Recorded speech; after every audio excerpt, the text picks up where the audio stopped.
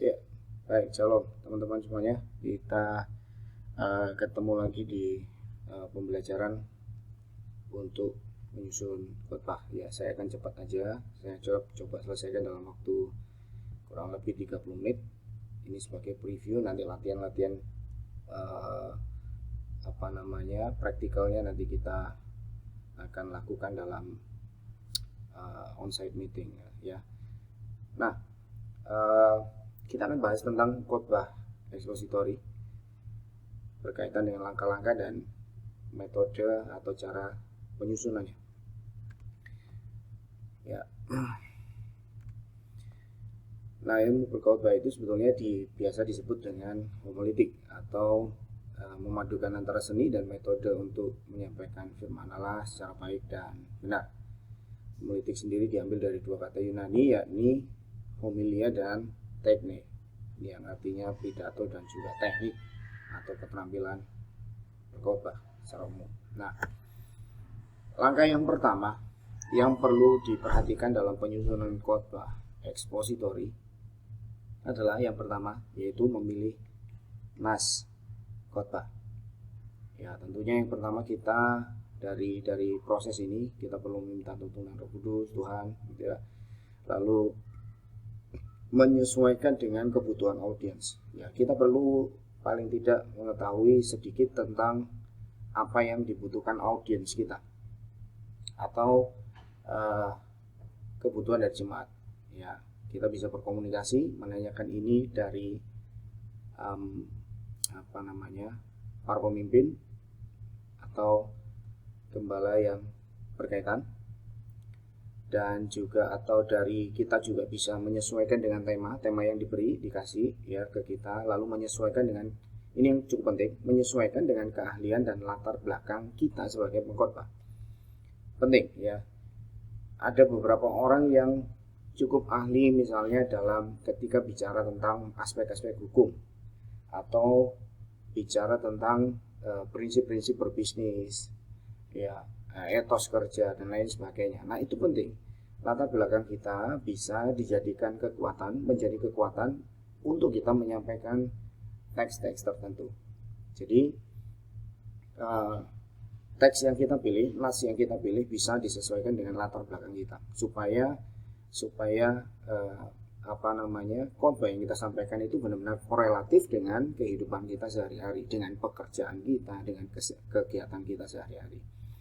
Ya, jadi jangan terlalu memaksakan diri untuk memilih nas khotbah yang sebetulnya kita tidak terlalu mengerti atau kita tidak terlalu bisa dikatakan terlalu kuat di situ. Ya, didasarkan pada latar belakang kita. Lalu kemudian kita juga perlu menemukan teks yang memiliki kesatuan ide yang logis dan praktis. Maksudnya begini, bahwa teks-teks tertentu, terutama teks narasi, ya, teks-teks narasi Perjanjian Lama sebagian besar adalah teks narasi. Jadi teks narasi itu biasanya berisi pendahuluan, lalu kisah secara utuh, dan juga diakhiri dengan pesan-pesan atau bagian penutup yang diakhiri dengan pesan-pesan tertentu, atau mungkin pesan-pesan spesifik yang disampaikan oleh penulisnya di bagian isi cerita. Jadi kita perlu meneliti, kita perlu menganalisa teks ini apakah memiliki kesatuan ide yang logis dan praktis. Misalnya lagi, kalau kita sedang memilih teks-teks dari Pauline Letters atau surat-surat kepada jemaat, ya, surat-surat pengembalaan, terutama yang ditulis oleh Paulus dan lain sebagainya. Nah, biasanya teks-teks tersebut berisi runtutan pengajaran tertentu terkait dengan doktrin tertentu, terkait dengan ide teologis tertentu, ya, yang disampaikan secara runut mulai dari awal, alasan mengapa, dan juga next step yang harus dilakukan. Nah, biasanya Paulus itu menyusun tulisannya itu disertai dengan apa yang menjadi latar belakang doktrin tersebut, lalu aplikasi atau implikasi doktrin tersebut dalam kehidupan sehari-hari apa yang menjadi tanggung jawab kita terkait dengan doktrin, misalnya terkait dengan keselamatan, terkait dengan ketuhanan Yesus Kristus, itu apa yang harus kita sikapi dan lain sebagainya. Jadi pastikan bahwa nas yang kita pilih itu memiliki kesatuan ide yang logis dan praktis. Nah, yang perlu dihindari saat pemilihan nas khotbah adalah yang pertama, jangan memilih hanya nas-nas yang terkenal. Ya, tentu saja. Lalu jangan hanya terbiasa dengan Perjanjian Baru atau Injil. Tapi kita juga perlu mempelajari Perjanjian Lama. Karena apa? Perjanjian Baru itu adalah kelanjutan dari Perjanjian Lama. Jadi secara prinsip Perjanjian Baru tidak akan pernah terjadi tanpa ada Perjanjian Lama. Gagasan-gagasan yang dimunculkan dalam Perjanjian Baru itu juga diteguhkan atau berasal dari Perjanjian Lama. Ya, demikian juga misalnya nubuatan-nubuatan dalam Perjanjian Lama itu juga diteguhkan dalam Perjanjian Baru. Ya, terutama ketika itu berkaitan dengan Kristus. Ya. Lalu juga jangan memilih karena ada pesan sponsor atau karena motif khusus. Ya. Lalu jangan memilih karena nas yang hanya menjadi kesukaan pribadi. Jangan menentukan nas hanya karena pengalaman pribadi. Ya, karena ada risiko itu nanti menjadi sebuah semacam doktrin, begitu ya. Nah, kemudian contoh yang bisa dilihat nanti teman-teman bisa lihat di sini. Ada nas misalnya Lukas 5 ayat 1 sampai 11. Alasan memilih nas tersebut karena nas ini sudah memberkati secara pribadi. Boleh. Nah, misalnya nas tertentu atau teks tertentu yang kita pilih, yang kita sudah baca, ya, kita misalnya dalam tanda kutip hafal mati nih nas. Kita sudah matang di nas ini. Ini penting. Itu akan menjadi sebuah kekuatan. Kita bisa membawakannya dengan sebuah keyakinan. Ya, kita sudah memikirkan dari berbagai aspek, misalnya bahwa muncul pertanyaan-pertanyaan misalnya yang terkait dengan nas tersebut, kita sudah bisa menjawabnya. Ya, ada beberapa nas yang muncul di sini, nanti teman-teman bisa pelajari dari materi yang saya sudah bagikan terlebih dahulu. Nah, kemudian langkah yang kedua yaitu membuat tema khotbah. Dalam menyusun tema khotbah itu kita perlu membaca teks itu beberapa kali. Dengan tujuan apa? Supaya kita mendapatkan gambaran utuh dulu ya dari teks tersebut, apa yang menjadi gagasan utama dari teks tersebut. Teks ini mau bicara apa? Teks ini mau kasih kita, ngajarin kita doktrin apa? Atau teks ada pesan apa yang kita bisa pelajari dari teks ini? Ya, misalnya teks tertentu bicara tentang doa, ya. Ada 4 ayat tertentu misalnya bicara tentang doa, bicara tentang pengakuan akan ketuhanan Yesus Kristus dan lain sebagainya. Nah, lalu kemudian kita perlu menyimpulkan keseluruhan teks menjadi satu pokok pikiran dalam kalimat pendek yang jelas dan menarik, ya. Jadi membuat judul tema. Lalu temukan kata-kata atau kalimat kunci, kata atau kalimat yang direpetisi atau yang mendapat penekanan khusus. Biasanya kata kunci atau kalimat kunci itu sebuah kata atau kalimat yang direpetisi, ya, yang jadi poin utama dari penulis supaya kita ngerti atau ya supaya kita bisa menangkap sesuatu dari itu. Dan juga kemudian kita menyimpulkan tema itu didasarkan pada aspek atau kata-kata kunci dan kalimat kunci itu. Lalu kemudian kita perlu memikirkan beberapa tema dan akhirnya pilih salah satu di antara yang paling mewakili teks atau yang kita anggap paling kuat, punya pesan yang kuat atau yang kita anggap paling menarik. Ya, jadi biasakan untuk membuat beberapa judul atau tema dan kemudian pilih yang paling sesuai menurut teman-teman dan yang paling dominan atau paling menarik. Nah, ini beberapa contoh tema yang mungkin bisa dipilih. Misalnya Lukas 5 ayat 1 sampai 11. Itu bisa temanya bicara tentang mujizat itu nyata, ya. Atau masih ada mujizat misalnya. Lalu bicara kita bisa pilih tema juga berkat yang melimpah, ya. Atau menjadi orang yang istimewa di hadapan Tuhan. Nah, bergantung dari point of view atau kita mau menekankan poin yang mana nih.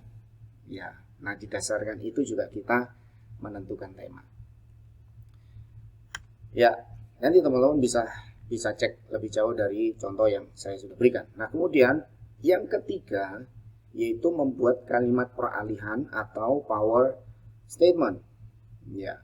Nah, kalimat peralihan itu sendiri adalah kalimat yang menjadi jembatan antara tema khotbah atau kalimat pendahuluan yang kita sudah utarakan di bagian awal khotbah kepada atau menuju tema atau isi khotbah.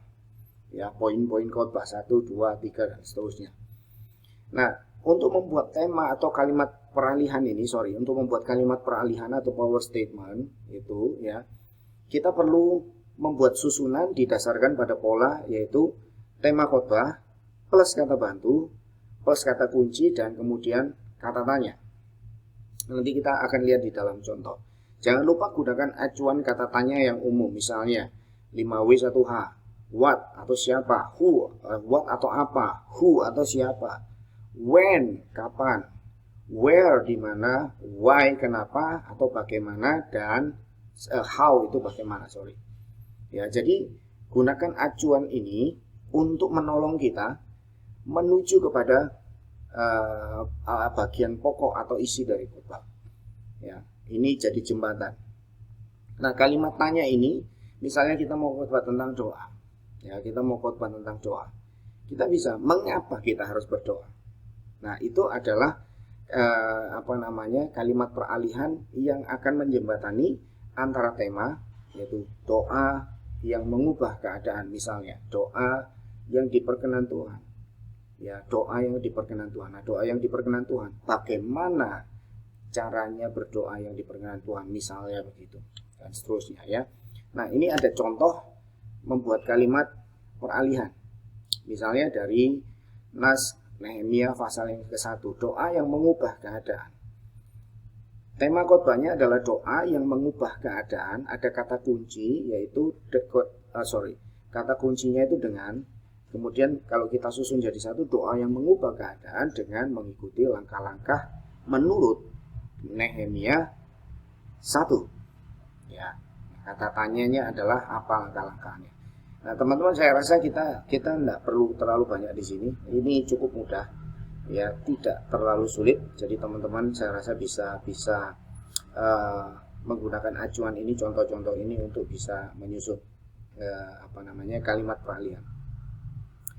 Oke.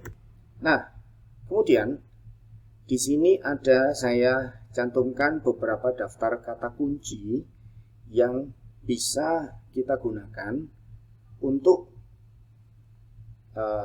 diletakkan dalam kalimat peralihan atau power statement. Ya, misalnya alasan-alasan, kebenaran, peraturan dan lain sebagainya. Bukti-bukti apa bukti-buktinya? Keputusan apa, keuntungan untuk berdoa dan lain sebagainya apa saja. Nah, ini bisa digunakan, nanti bisa ditambahkan sesuai dengan kebutuhan. Nah, kemudian kata tanya yang bisa kita gunakan sebagai acuan 5W1H, misalnya apa, langkah-langkahnya, bagaimana cara menerapkan, ya, mengapa rukun itu indah dan lain sebagainya. Nanti dijelaskan mengapa rukun itu indah, karena rukun itu ada berkat-berkat, ya, 1, 2 dan 3 dan seterusnya. Ya, ini nggak sulit ya. Nanti kita akan gunakan beberapa kali pertemuan untuk kita bisa praktek langsung ya, onsite. Jadi teman-teman silakan memilih teksnya apa ya, atau ada teman-teman terbeban dengan satu bagian nas kitab tertentu atau teks tertentu. Nanti kita akan bahas sama-sama, kita buat garis besar khotbahnya disertai dengan prinsip-prinsipnya. Nah, baik, kita lanjutkan. Di poin yang keempat, kita perlu membuat struktur atau garis besar pembahasan. Nah, garis besar pembahasan itu merupakan poin-poin dari isi khotbah yang akan kita jabarkan atau kita jelaskan didasarkan pada teks yang kita ambil. Misalnya ada 5 atau 6 ayat, berarti mungkin kita bisa bagi menjadi 2 atau 3 poin ya, poin utama yang akan jadi acuan kita dalam pembahasan. Nah, poin-poin itu berisi satu kata atau kalimat yang sejajar dan sesuai dengan kata kunci. Misalnya, kata kunci yang muncul dalam teks itu adalah doa, dan kita sedang berusaha menjabarkan tentang bagaimana cara doa yang berkenan kepada Allah. Nah, mungkin kita bisa bagi itu menjadi beberapa poin. Yang pertama, doa yang berkenan adalah doa yang dibarengi dengan rasa beban. Misalnya, Poin pertama. Lalu poin yang kedua, doa yang disertai dengan ketulusan dan seterusnya. Nah, nanti poin-poin itu didasarkan pada teks yang muncul atau gagasan utama, ide utama dari teks yang muncul yang kita sudah bagi. Ya, jika kata kuncinya perintah, maka pokok besarnya juga berisi perintah. Jika kata kuncinya adalah langkah, maka pokok besarnya juga berisi langkah-langkah. Ya. Nah, satu kata atau kalimat yang mudah dimengerti dan relevan. Jadi poin itu berisi satu kata atau kalimat yang harus mudah dimengerti dan relevan. Pilih kata yang unik. Misalnya contoh kesamaan huruf bunyi, mudah diingat dan relevan. Harus kreatif dan bersumber dari bagian-bagian nas. Nanti kita lihat contohnya. Lalu setiap pokok besar harus dicantumkan asal ide atau ayat. Itu dari mana? Ya, dari ayat yang mana? Dari teks itu. Atau kutipan ayat dari nas. Misalnya, kalau kita berikan contoh, Nehemia 1. Tema khotbahnya adalah doa yang mengubah keadaan. Ya, kalimat peralihan yang kita sudah susun, doa yang mengubah keadaan dengan mengikuti langkah-langkah menurut Nehemia 1 ayat 1 sampai 11. Nah, kemudian apakah langkah-langkahnya? Yang pertama, poin pertama, langkah yang pertama adalah kita harus berdoa dengan dibarengi oleh beban, ada rasa beban di dalam. Misalnya, itu berasal dari ayat ini, ayat 4, yang berkata, ketika ku dengar berita ini, duduklah aku menangis dan berkabung selama beberapa hari. Aku berpuasa dan berdoa ke hadirat Allah semesta alam. Jadi, kata duduklah aku menangis dan berkabung, itu menjadi indikator bahwa doa yang berkenan atau doa yang mengubah keadaan itu harus dibarengi oleh rasa beban, rasa terpanggil untuk berdoa. Nah, kemudian poin yang kedua, ya, langkah doa yang mengubah keadaan itu harus disertai dengan kerendahan diri atau merendahkan diri. Ya, kita bisa dapat itu dari ayat yang keempat. Duduklah aku menangis dan berkabung. Kata menangis dan berkabung itu menunjukkan sikap yang merendahkan diri di hadapan Allah. Aku berpuasa dan berdoa, dan itu adalah respon dari merendahkan diri. Lalu juga dengan mengaku dosa, mengaku segala dosa yang kami orang Israel telah lakukan. Itu adalah sikap merendahkan diri. Enggak lagi arogan, tetapi merendahkan diri di ayat yang ke-6. Lalu kemudian doa yang berusaha, doa yang disertai dengan usaha. Diambil dari ayat yang ke-11 yang berkata, ya Tuhan, berilah telinga kepada doa hamba-Mu ini dan kepada doa hamba-Hamba-Mu yang rela takut akan nama-Mu. Dan biarlah hamba-Mu berhasil hari ini dan mendapat belas kasihan dari orang ini. Ketika itu aku juru minuman raja. Jadi ini apa namanya, menyatakan, mengindikasikan sebuah usaha. Ya, dia berdoa tapi juga berusaha dengan susah payah, dengan upaya yang tulus dia berdoa kepada Tuhan. Ya. Nah, jadi 3 poin yang bisa didapat dari situ. Oke, nanti contoh berikutnya teman-teman bisa lihat di yang saya sudah berikan. Lalu yang kelima yaitu membuat struktur atau garis besar. Dari poin utama itu kemudian kita mengacu pada poin-poin yang lebih kecil lagi, menjabarkan setiap poin besar tadi menurut poin-poin yang lebih kecil. Kita membuat penjabaran lebih jauh, ya. Nah, maksud dari membuat pokok-pokok kecil adalah menjelaskan pokok-pokok besar dengan dukungan nas dan uraian-uraian sesuai dengan tema khotbah. Nah, kita perlu menjelaskan pokok besar dengan ide-ide nas yang didapat dari kata atau frase atau ayat dengan menggunakan bantuan kamus atau ensiklopedia. Ya, jadi kata-kata yang mungkin kita rasa penting, frase-frase yang kita rasa penting untuk diartikan atau dimunculkan arti menurut penulisnya, ya, sesuai aslinya, maka kita akan gunakan kamus atau ensiklopedia Alkitab. Nanti saya akan ajarkan teman-teman untuk menggunakan tools yaitu interlinear, ya, yang cukup bagus, sangat bagus. Itu bisa online aja, kita nggak perlu beli aplikasinya.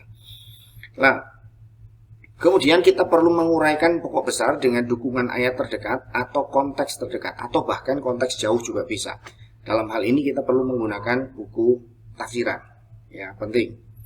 Lalu kita juga menggambarkan pokok besar dalam bentuk nyata atau contoh-contohnya di lapangan atau yang di Alkitab pernah dicatat itu apa, di mana saja. Kemudian kita perlu menerapkan pokok besar melalui contoh-contoh praktis di kehidupan sehari-hari yang sifatnya spesifik, praktis, real, dan relevan. ya, bisa melalui contoh hidup kita, ya, kesaksian hidup kita, ataupun orang lain yang kalau boleh sih hidup dalam zaman yang berdekatan dengan kita, ya, saat ini. Baik. Nah, kemudian ya, poin yang keenam yang perlu kita lakukan adalah membuat kesimpulan atau penutup khotbah. Kesimpulan atau penutup khotbah adalah rangkuman dari seluruh khotbah yang telah kita sampaikan. Isinya biasanya meliputi tema, kata kunci, dan pokok-pokok besar. Nah, kesimpulan ini bisa diisi dengan kutipan ayat emas, ilustrasi singkat, ya, tantangan, gitu ya, kalimat-kalimat tantangan, gitu ya. Kalimat tantangan ini maksudnya contoh misalnya begini, kita sudah belajar bagaimana cara berdoa yang berkenan atau bagaimana doa yang mengubah keadaan. Oleh sebab itu, untuk meresponi firman Tuhan, saya mengajak Bapak Ibu semuanya untuk mengangkat tangan. Maukah Bapak Ibu Saudara semuanya untuk berkomitmen bersama? Kita mulai belajar untuk berdoa yang mengubah keadaan, atau berdoa dengan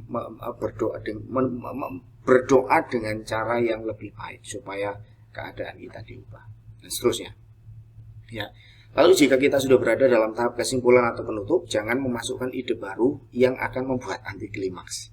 Ya, jangan ada poin baru yang apa namanya bisa menuntut penjelasan lebih jauh, nanti jadinya lebih panjang.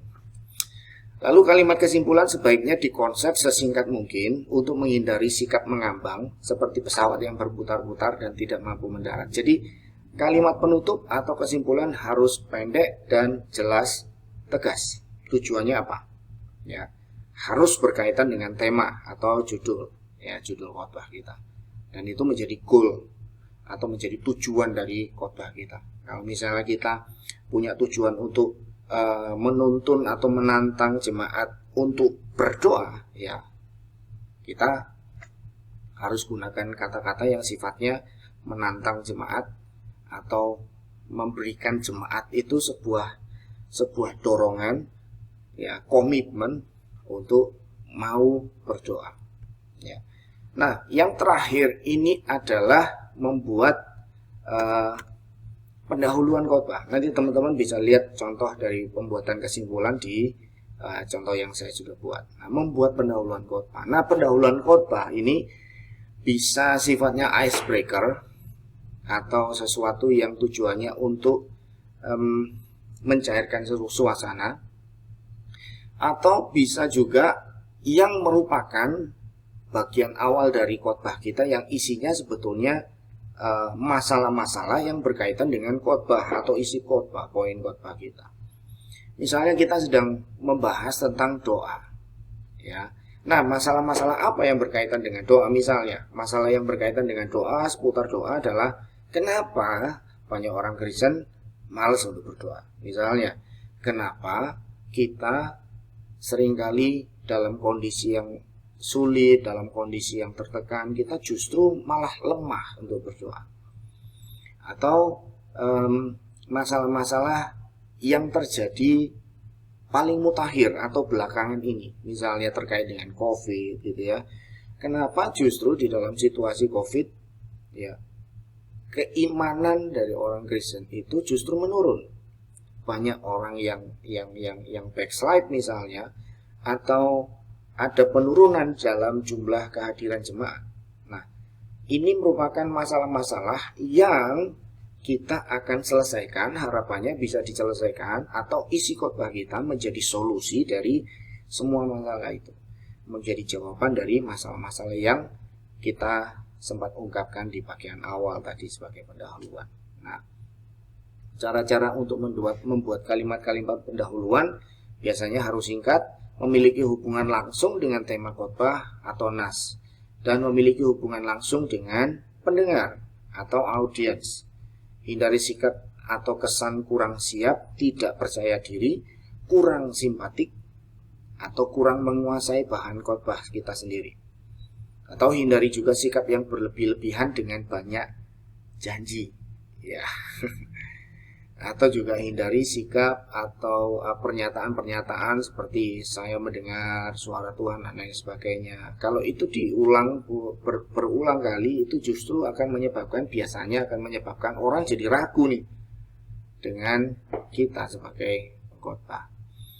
Nah, itu beberapa hal, paling tidak ada 7 langkah ini yang bisa kita gunakan sebagai acuan dalam penyusunan khotbah. Nanti secara prinsip ketika kita akan bertemu, ya, ketika kita membahas lebih jauh tentang ini, kita praktek, ya, langsung gitu ya, kita praktek langsung untuk membuat susunan khotbah, ya, garis besar khotbah, poin-poin mulai dari tema, judul, lalu pendahuluan, lalu biasanya kalau saya itu akan membagi menjadi 3 bagian. Yang pertama bab 1, tema, lalu bab 1 itu isinya pendahuluan atau bagian pertama adalah pendahuluan. Bagian kedua itu akan masuk kepada isi. Ya, antara pendahuluan atau bagian 1 dan bagian 2 itu akan biasanya saya jembatani dengan kalimat peralihan atau power statement. Nah, apa langkah-langkahnya? Misalnya, kita perlu hari ini ada banyak orang Kristen sedang malas berdoa. Lalu kemudian apa sikap kita? Bagaimana langkah kita untuk bisa tetap hidup dalam perkenanan Tuhan dengan berdoa dan lain sebagainya. Kemudian poin 2 itu isinya poin-poin khotbah kita.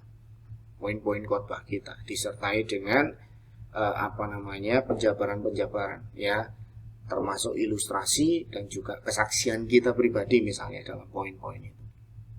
Nah, kemudian bagian yang ketiga itu bagian kesimpulan atau isi penutup. Nah, poin ini biasanya sangat pendek, isinya hanya kalimat tantangan atau kesimpulan dari semuanya. Kita sedang menyimpulkan. Misalnya, oleh sebab itu, karena kita sekarang sudah tahu bagaimana doa yang mengubah keadaan, saya ingin Bapak Ibu Saudara semua sadar bahwa Tuhan ingin dan Tuhan berkenan untuk mengubah keadaan kita melalui doa. Jangan lupa berdoa, jangan malas berdoa. Misalnya begitu, ya. Dan seterusnya. Nanti kita akan banyak praktek. Ada sekitar 2 kali pertemuan yang kita bisa gunakan untuk praktek lapangan atau langsung onsite. Kita akan bahas bongkar bersama-sama cara-cara yang praktis, simple. Ada beberapa cara yang nanti teman-teman bisa pilih sebagai acuan. Bisa pilih, ya. Saya seringkali membuat susunan yang juga cukup berbeda, tapi nanti teman-teman bisa gunakan cara yang lain menurut susunan ini. Ya, oke, itu dulu. Kita akan ketemu lagi di pertemuan onsite, harapannya di hari Kamis yang mendatang. Ya, Tuhan Yesus memberkati. Tetap semangat, tetap belajar. No one left behind. Haleluya. God bless you.